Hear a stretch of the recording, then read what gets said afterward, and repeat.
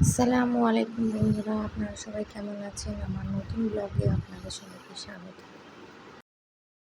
সকালের এঁঠো বাসন মাজা হয়ে গেছে, সেগুলো গুছিয়ে নেব এবার।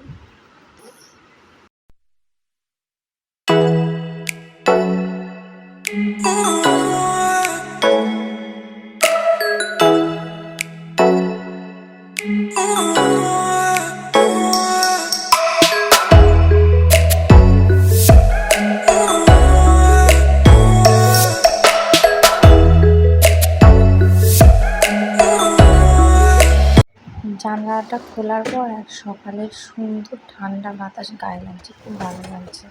এবার এই জানালাটাও খুলে দেবো। ঘরগুলো এবার ভালো করে ঝাড়ু দিয়ে নেব।